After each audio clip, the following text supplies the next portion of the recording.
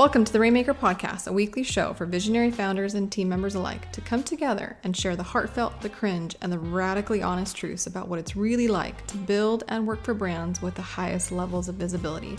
I'm your host, Veronica Romney, and after working for some of the biggest names in the online space myself, I've learned that it takes both leadership and collaboration to truly scale a company to its greatest potential. And I'm here to do one thing: empower leaders, teams, and dreams. So let's make it rain on today's episode. Natalie, welcome to the Rainmaker Podcast. Hello, Veronica. I am super excited to be here. We always have so much fun together and we share most of a brain. So this is good stuff. We are very similar in our thinking and our approach. And I am so excited to talk to you because not only are you a kindred spirit and like a total badass, but you see behind the scenes like I do. You build teams and leaders behind the scenes like I do. So we are very aligned. But for anybody who's living under a rock who doesn't know who you are, will you introduce yourself formally to the listeners of the podcast? Absolutely. So hello. I am Natalie. I am the CEO of the Ops Authority. We also have a second company called the Hiring Authority, which we're going to dive into both of those today.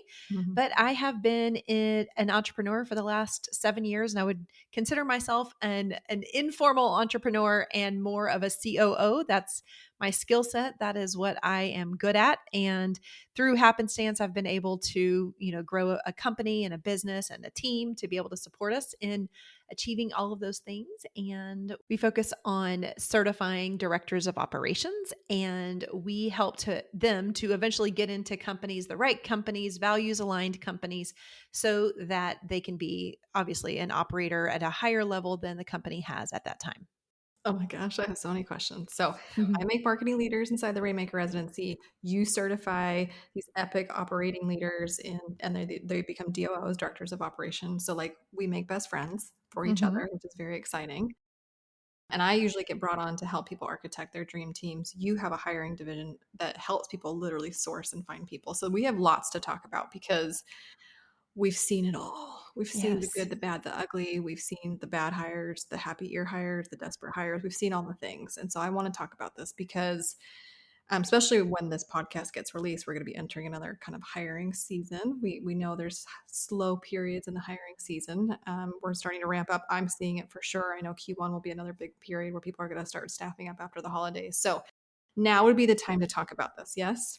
Yes. Now, let's start with the thing that you and I see all the time, which is people rush to build dream teams. They have been given that advice that they need to hire smarter than themselves. They need to hire people to complement their weaknesses. They need to hire so that they can protect their zone of genius and do more revenue generating activities and have people do the stuff that anyone else can do for them. We know all of this to be true, and yet the turnover on new hires is still really, really high. And I'm very curious on your perspective why this is happening inside the online industry in particular. I love it. Well, there is always a need for growth, right? We come into business, we start businesses most of the times by ourselves, unless you're looking for funding or you have, external support coming in. But the majority of the people that I have worked with have started the company based off of a passion or a skill set and as a solopreneur. And as everything pans out and you expand, you grow, that's your desire.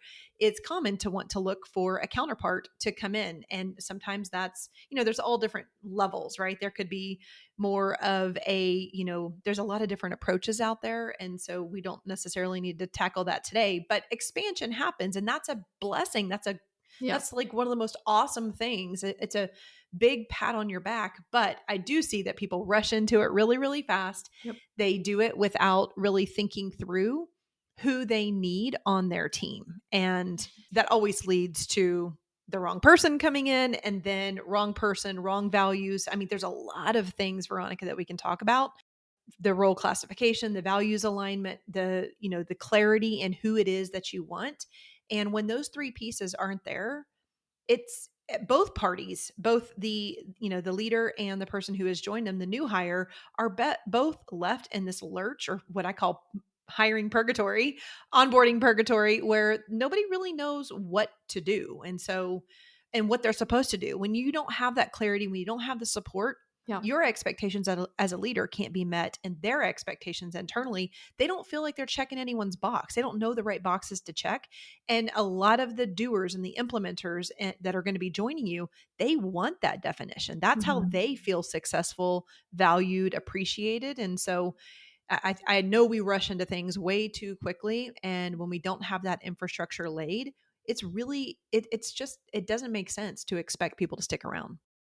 Yeah, I think so. You're right. We can talk about this in all the angles, but I know entrepreneurs are well intended. Like when we're trying to expand our teams, like we're doing it with the best intentions. We're not trying to hire somebody and then have it not work out, and then we start to feel like we can't trust anybody. Like think about all the consequences of getting the hire incorrect, right? The wrong Hmm. hire. Then you start to feel like one, I can't trust anybody. Two, nobody will care about this the way that I care. But a lot of that language starts to come out in my line of work.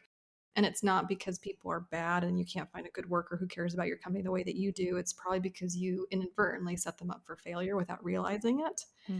And a lot of entrepreneurs don't have a corporate background or a military background or any kind of background that would show them different layers of team building or structures that they've been exposed to. So part of it is they don't even know what to hire, what they're thinking of hire. They might have seen it. Somebody else hire a social media manager, so they think they need a social media manager. Somebody else hired a chief of staff, so they think they need a chief of staff. So let's talk about that. Let's talk about how do you how do you figure out what you actually need versus what you think that you need? I'm really curious on your perspective or your advice. We as leaders, we have got to do some sort of an inventory. And there's a lot of methodologies out there to help you get clear in what it is that you need. Mhm. But the biggest mistake I see, truly the largest mistake I see, are people going out there asking for everything out of one person. And you and I are, yeah, like we are the front and the back of the house, right? Like she's, Veronica, you're very marketing focused and very Mhm. gifted in that space. I am, obviously gifted and have a lot of experience in the backside of business or in the operational space. And then we overlap a little bit. But when what I see is people going out into the market looking for what we will call a Frankenstein role. Yes. And it encompasses both sides. And the truth behind this, as hard as it is, because it would be so easy to just look out there and find, think you can find somebody who can play all the hats inside of a business. It's just not true. And we as humans are not wired to be, we can call it right brain and left brain for right now, just to make it as understandable as possible.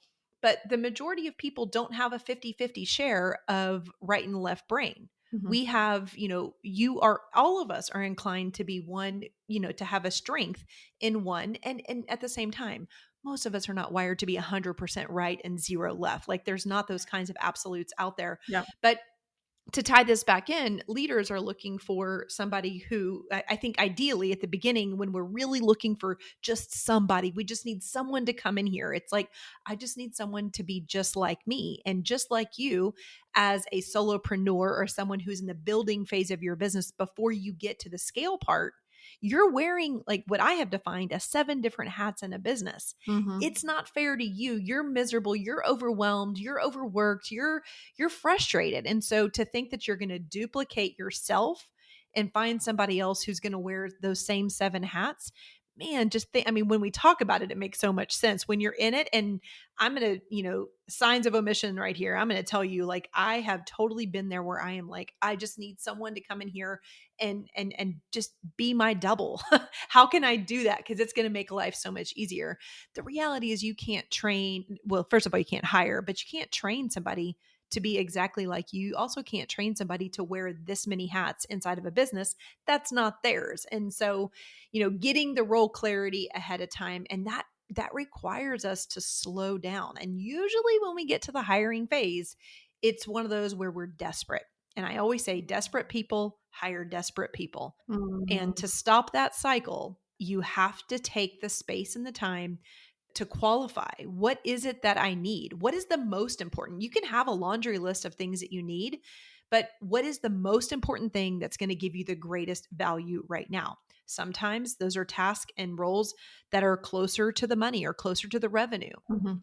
Sometimes those are more efficiency and productivity things that are going to be, a little bit getting your return is going to take a little bit longer, but it's going to bring you a lot of ease and joy as a leader. And so you, as you're looking at that laundry list, start compartmentalizing what it is that you need and what's the most important thing for you, because the role can always expand. Yeah. The hard thing is bringing in someone to cover way too much territory is unfair. Oh my gosh, preach. All right, so let's define this because this is something that you and I think even the very first like dating call, Zoom date call that we went on, I think I said, what, Frankenstein roles? You're like, yes. So, okay, let's define that. So, a Frankenstein role in me and Natalie's world means somebody who has to serve multiple masters and never really knows what the top priority is given when they walk into their workday. So, like, part of them is marketing oriented task or things, and there's another part of them that's like fulfillment and customer centric stuff, and then there's like a sprinkling of company and kind of executive assistant type of admin stuff like there. And I agree with you, like, because we as solopreneurs do all the things, it's like I don't require, especially in those early multiple six-figure stage, I don't require a full-time marketer. I don't require a full-time operator. I don't require a full-time, executive assistant. But man, I sure could use like a couple hours here and a couple hours here. And so what you do is you bring somebody to the party and they do a couple hours of marketing and a couple hours in customer service land and a couple hours over here. And next thing you know, as you're growing, this person starts to be torn apart. They start to get Mhm. pulled between different masters or objectives, and they don't know what's most important because, quite frankly, they're all important. And then that person feels out of integrity with their self and their abilities, and they start to feel like I'm just a C minus across the board, which then is a really good predictor for turnover. That's been the experience for me is like when you can't afford somebody full time, you try to, instead of hiring three part timers or three mini hour, you try to like patch it into one Frankenstein personality, and then it just doesn't really work out. Mhm. And I know that it's a trap that almost every single person I know, including myself, including you, have fallen into. But yeah, when you're getting to the stage of really scaling your organization, you're going to want to start putting lanes in that highway before it gets into bumper carting zone, right?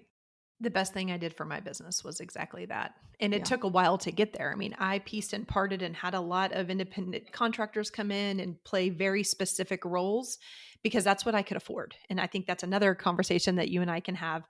I see people who will come to me and say, like, I am so desperate. I will hire anybody who can do blah, blah, blah, blah, blah, and I'll pay them anything. And so when people Yeah. partner with our hiring service, it's like we require them to look at their financials, because on the other side of this, Mm. as a person who grooms talent, who wants people to up level in their skills and in their roles, I don't want them to be there. I don't want them to walk into an unsafe territory. I want them to Yes. walk into a place that's predictable, that those leaders are able to lead. When you're worrying about leading and not being able to pay these people, there's a whole emotional, Mm. trauma slash drama that happens there. And so, look at your finances before you even come before you start thinking about a title for a role, because titles don't even matter. I mean, we can elaborate on that, but I'm really looking at the function of the role, Yeah. and then can you afford that role? When people come to me and say, I need a chief marketer, or I want a director of operations,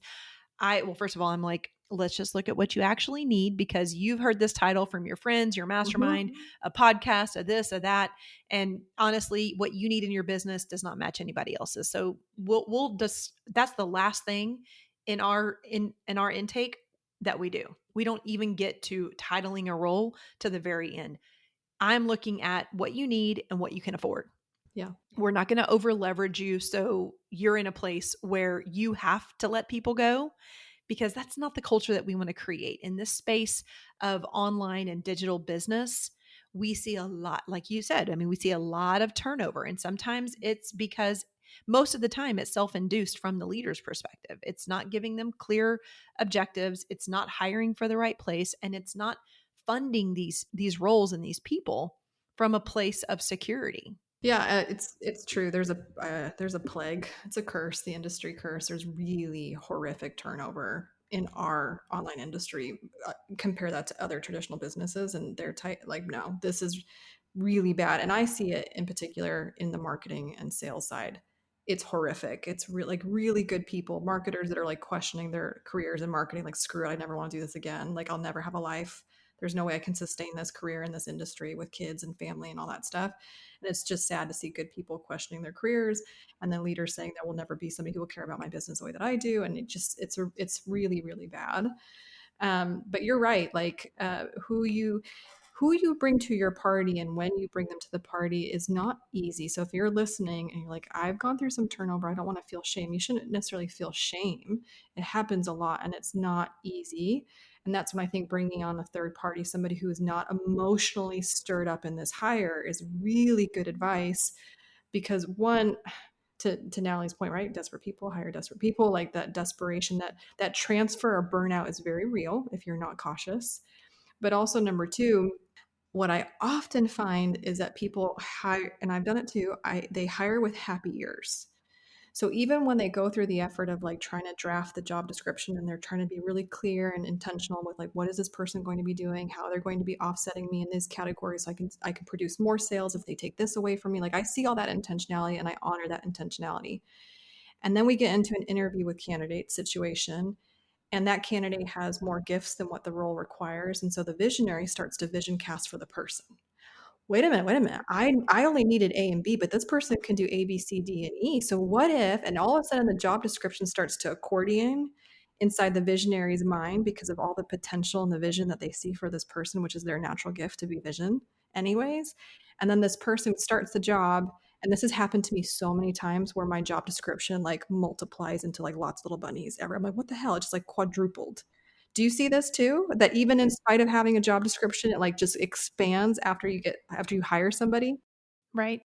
I think the job description helps people to stay in a lane, but the happy ears thing where you're listening to somebody and you're like, whoa, I never even thought about having somebody on my team who has data and analytics skills.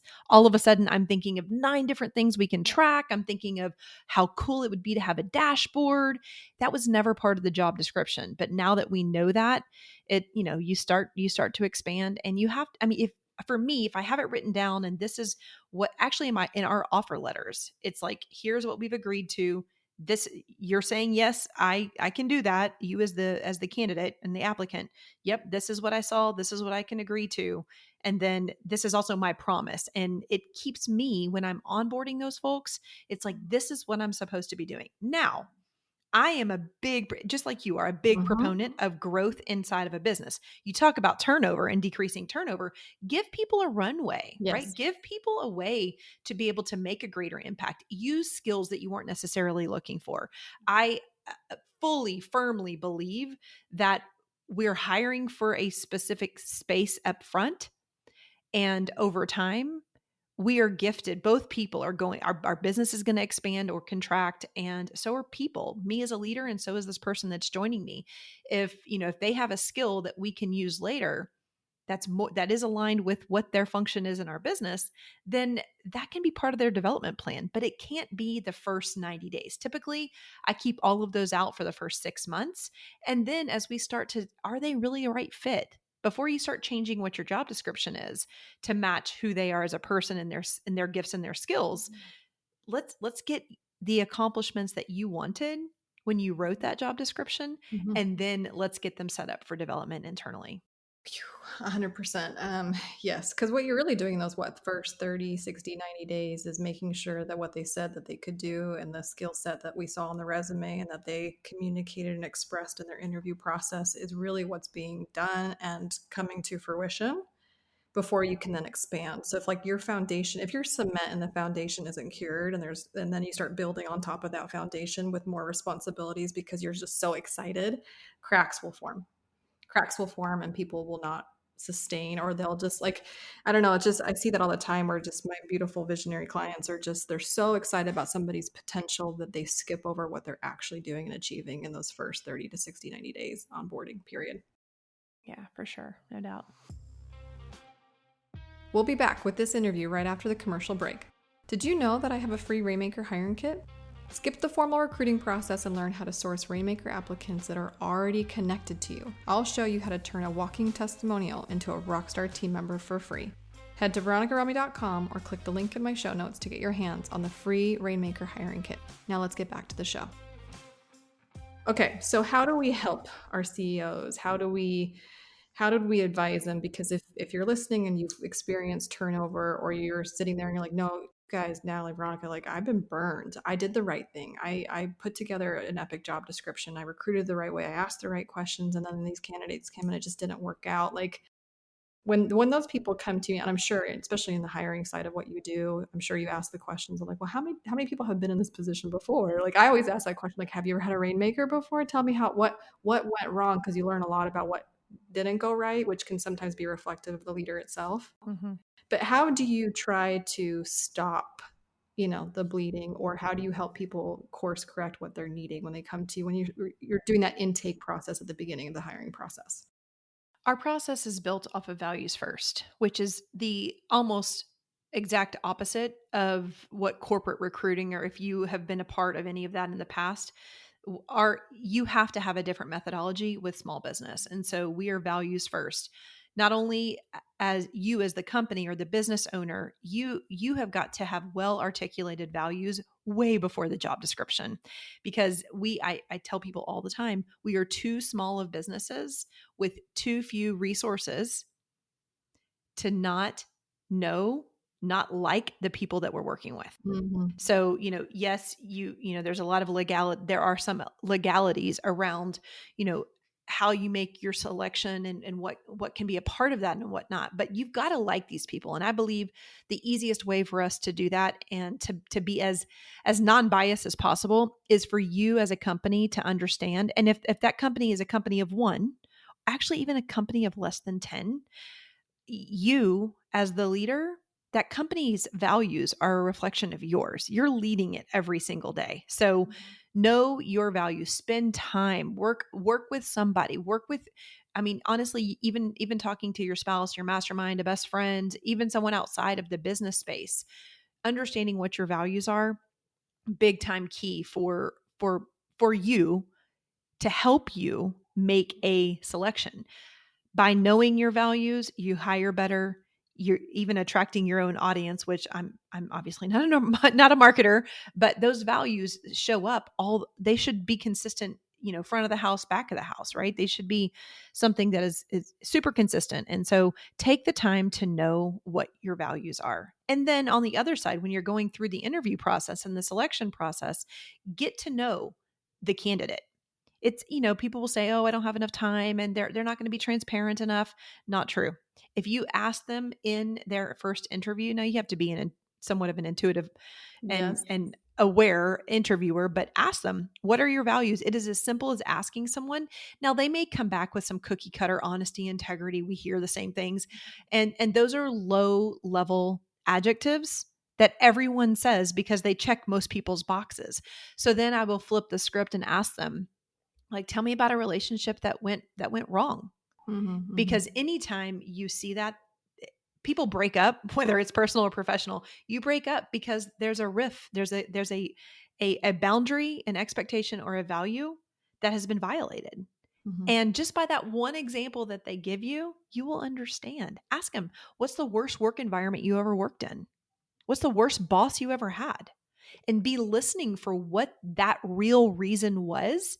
Now they're in an interview situation, so they're stressed. There's a lot of other things that are going in, but be a good listener and listen for that. When you flip that, right? So someone lied, they didn't, of course, you got lying, you've got stealing, you've got some inauthenticity, you have some, when you hear those things, flip those around. The positive of that is what is really important to them. It was Yes. so important to them that they drew the line and they walked away.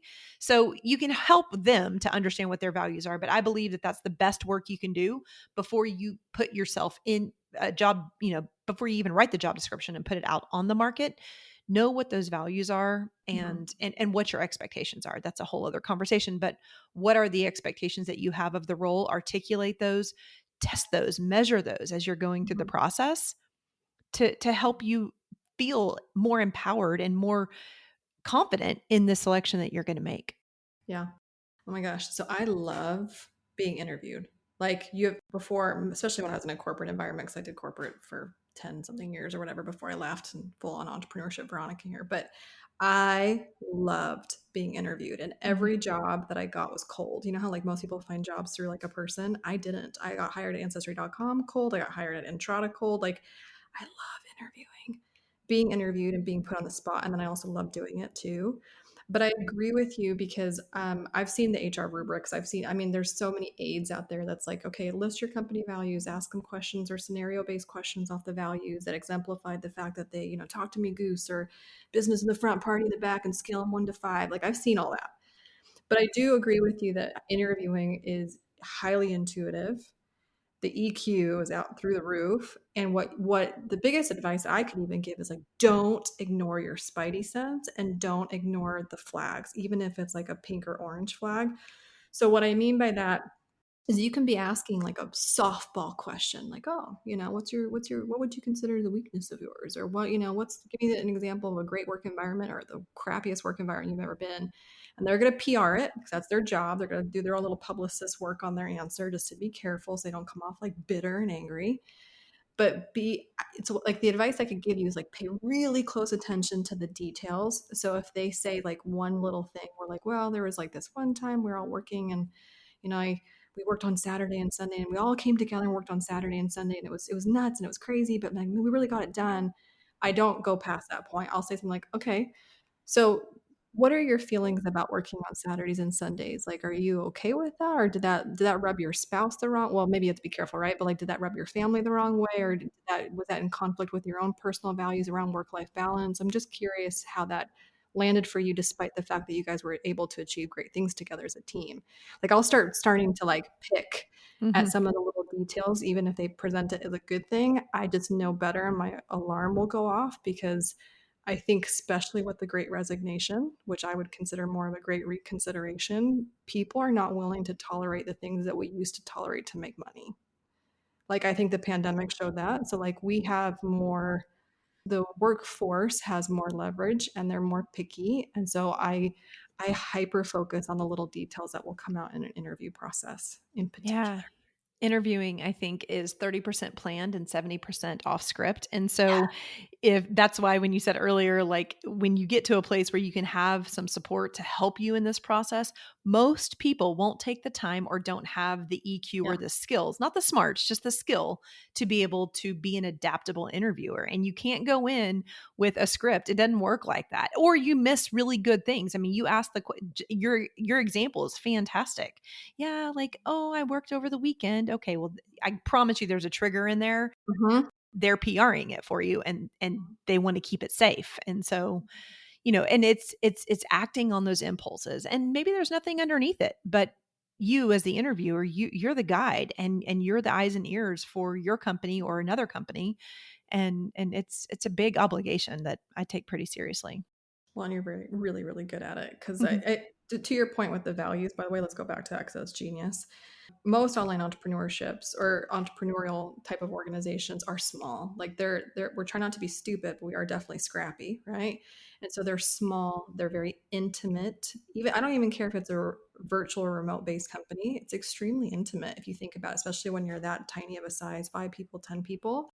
And so making sure that this person will fit in your work environment. And I don't want to say the word work family because you can't fire family. Maybe some people do, but like it's like it's your work knit. It's the tribe, it's the group, it's the people that you arguably spend more time Mhm. speaking to, working with, and even your loved ones, especially if you work a full-time position, right? So, like, getting a feel for if this person will enjoy the work that they do, but enjoy it with the people that would be next to them is so critical. Here's another thing that I do. I don't know if you do this. I'm just like, we're going to compare notes, but I work with a lot of face forward organizations, personality driven businesses where the entrepreneur not only is the founder, the CEO, but like they're the spokesperson, right? Like they're the personality, they're the influencer or primary content creator for the organization. It's not brand forward first. And so, one of the questions I will ask if I know the position will be close to the visionary and be high proximity to the visionary personality is I'll ask very specific questions. Not only like what will they be like working with their peers or their direct manager, but if they have any exposure to the visionary, and I know the quirks about the visionary in particular, that Walt Disney personality, I will ask very specific questions of like, have you ever worked with a founder directly before? What was that like? have you ever worked with a visionary personality? Do you know what that is like? Like, I'll ask those questions because I've seen that go sour if they've never worked with a founder before. Yeah. In our intake, I mean, we have the visionary tell themselves, like, when's the last time you messed up? Like, let's talk about it.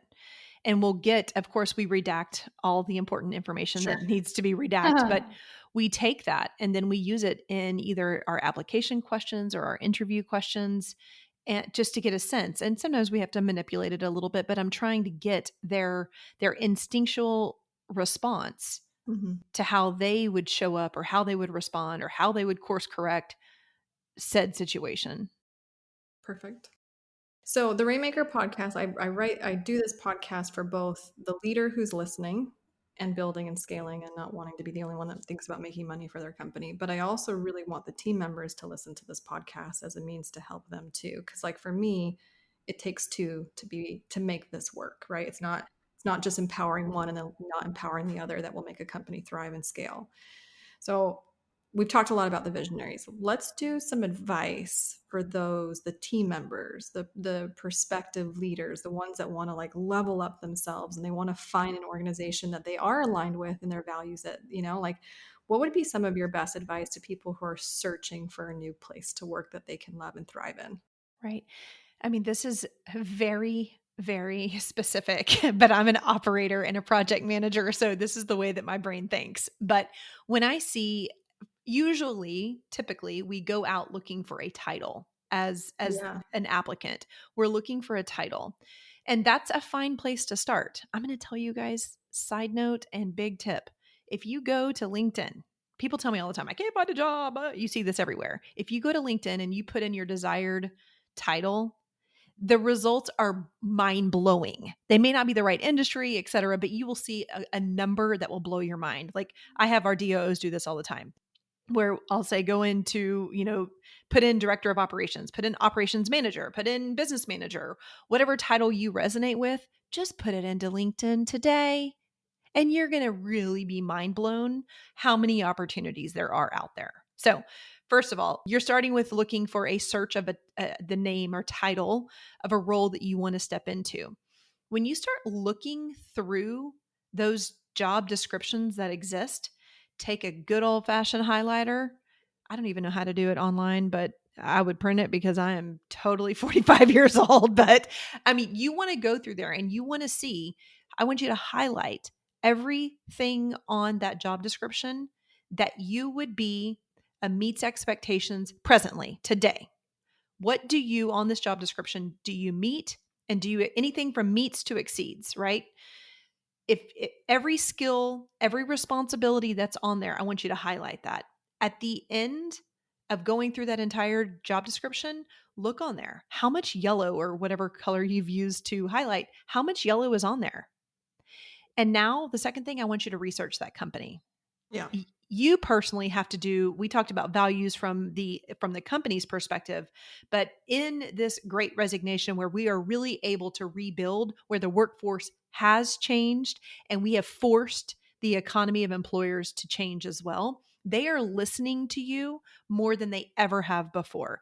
This is, the gig economy it's still very, very big, and obviously it's growing, but I think through this pandemic it has changed. And boy, that's another whole little episode and little my mind moment I have there. But we're gonna see a lot of people who are freelancers in the gig economy who are gonna join forces in a full-time capacity, whether they're independent contractors or employees, discussion for another day.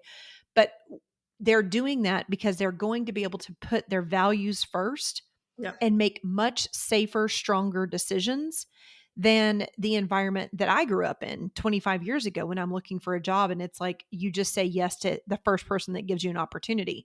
It's not that way anymore. But using that, you are going to want to do your own value search and you're looking personally. What are your values? What do you stand for? What repulses you?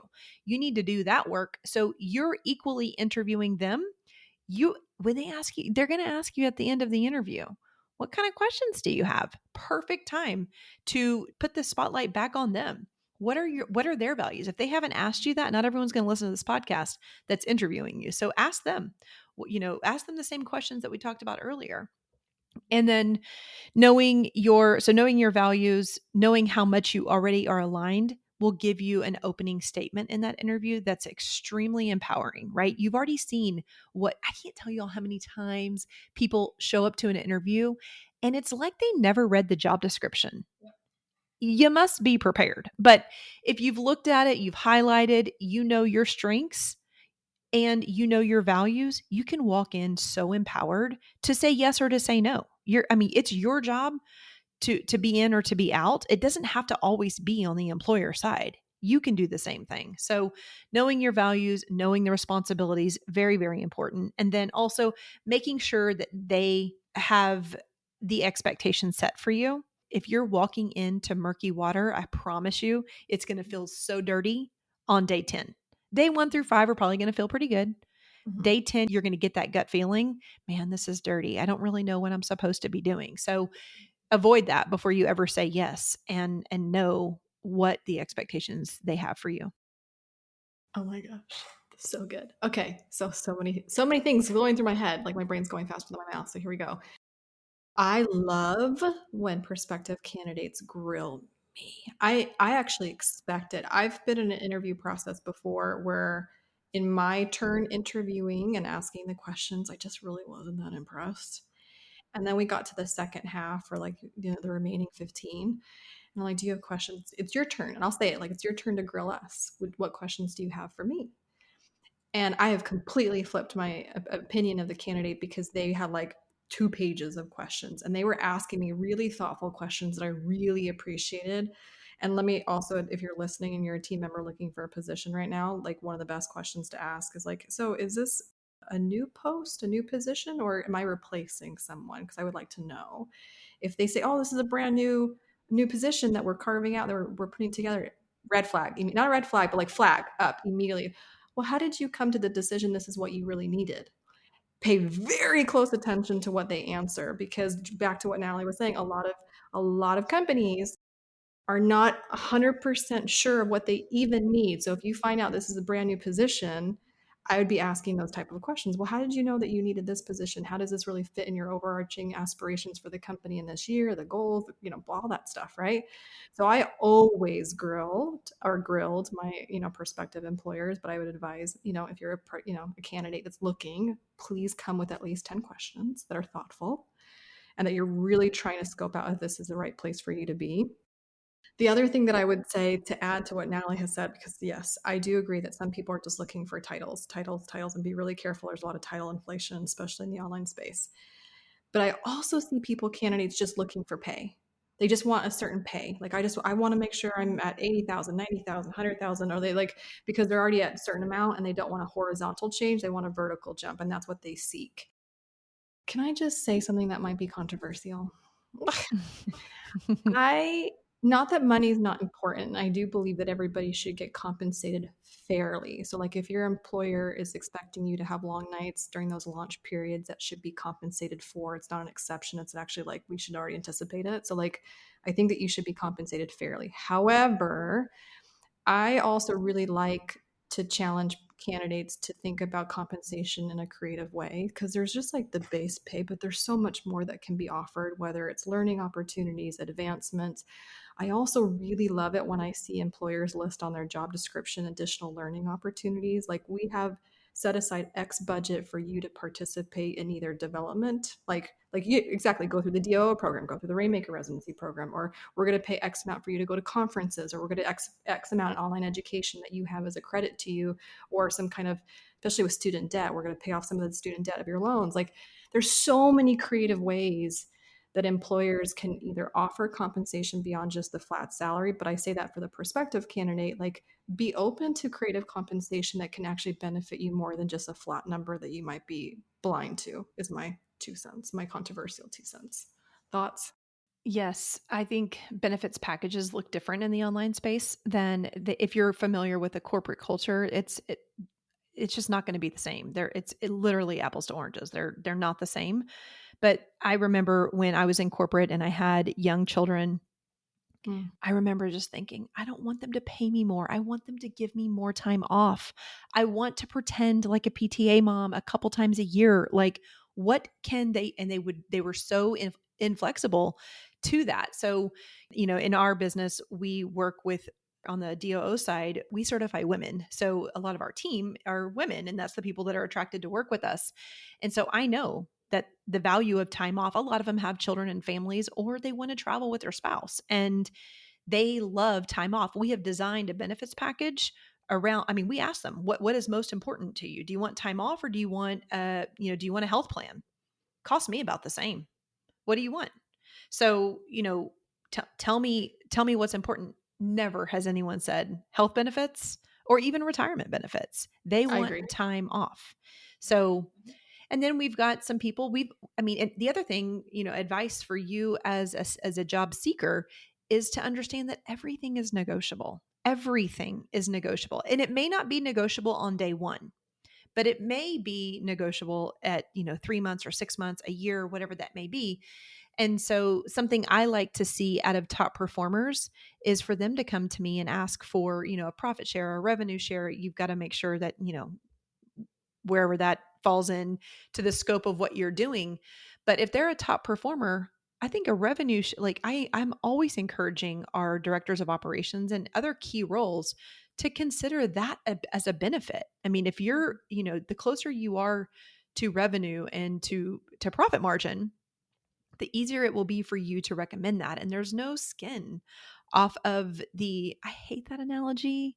Well, I'm not saying it. I'm just not even going to finish it. But there's no harm if the business is making more money, the business owner is going to be more apt to considering a profit, a profit share. So, but no, everything is negotiable. And if you do go in with those blinders on of I've got to make this amount, but you've already seen a company that matches your values, just inquire about the benefits plan. Sure.